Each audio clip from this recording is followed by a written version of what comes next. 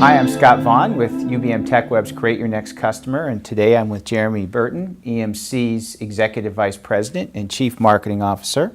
We're going to focus on what you're doing in terms of marketing. There is a lot of transformation and change going on, and we want to dig into it.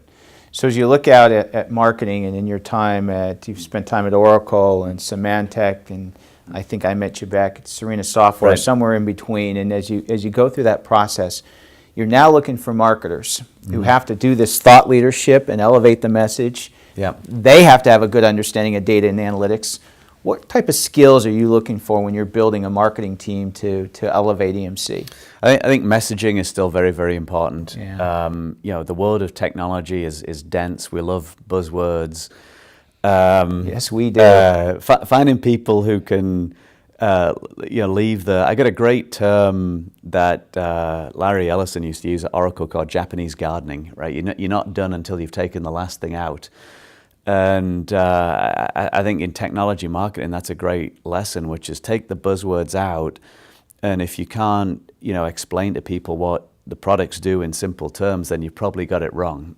The world of marketing has absolutely been transformed over the last 10 years from a touchy-feely subject matter to a much more analytical subject matter. So people who not just kind of understand metrics, but understand the systems that need to be in place to get the metrics. Yeah.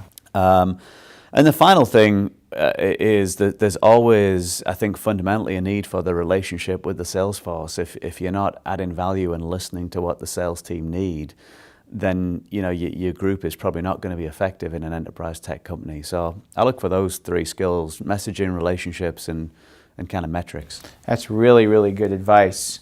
I'd like to step back and maybe dive deeper a little bit into that marketing sales relationship. You've kind of run businesses, you've done the marketing, product, done a lot of things, including here. Yeah. So what's the optimal relationship? This is like a loaded question, I know. The optimal relationship between marketing and sales these days?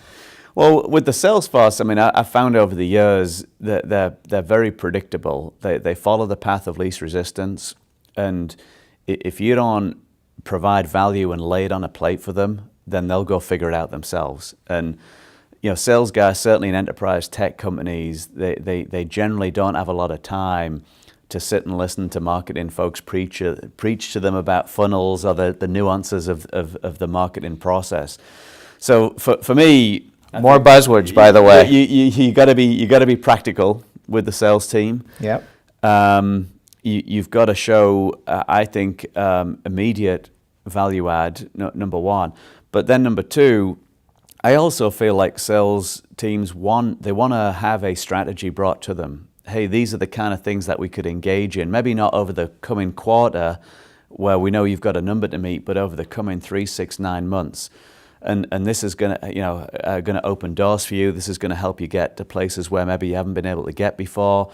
This is going to help you get meetings with people that maybe haven't wanted to meet with you. And you've always got to balance the tactical. The sales guy always has to hit the number with the strategic. And when I said relationship, I think people who are good at the relationship side of things know how to strike that balance. We're going a little bit old school back again. I like that. I like to see that in what you're doing is balancing maybe the new platforms like social and mobile and the tablets, and but with some fundamentals of marketing. Yeah, I think the principles change.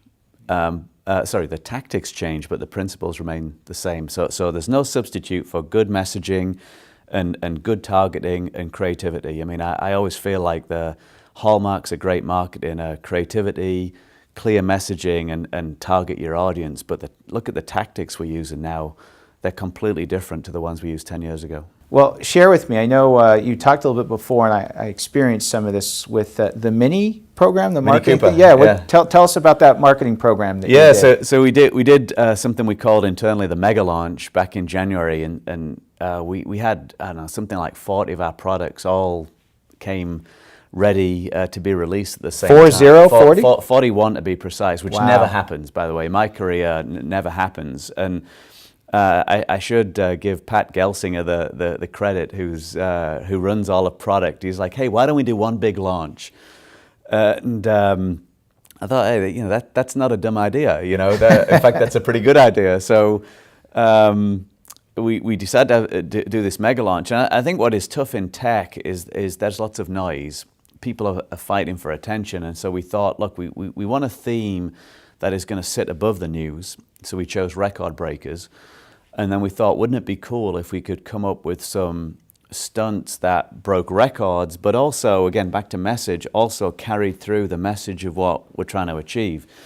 And so the Mini Cooper was the analogy with our low-end storage array. It's affordable. I see the message there. It's compact. It's got big storage capacity.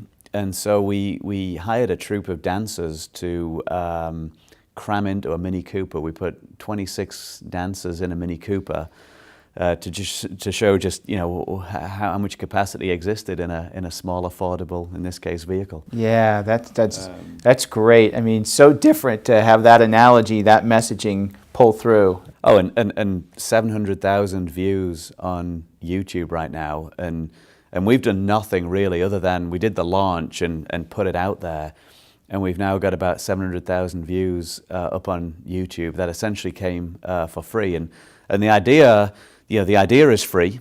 Right. The renting a Mini Cooper and renting a dance troupe is not that expensive, yet the payoff is huge. Well, Jeremy, thank you. We appreciate your insights and sharing with all the Create Your Next Customer subscribers and visitors into the tech marketing community, and congratulations for all the work you've done. Okay, thanks.